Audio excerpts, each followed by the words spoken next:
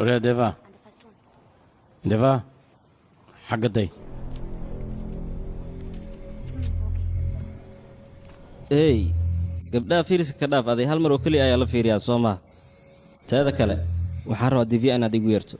ilaa iyo hadda iyada wax leemiyay raadinaysaana divya halkaani maaw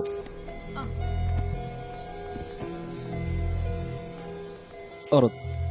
iska bax adiga inta dhiman annagaa xallinay bashaal asxaabteedu waxay doonayaan inay kula hadlaan maxay doonayaan inay ka hadlaan ii sheeg bal ujeedkoodu muxuu yahay taleefon lambarkaaga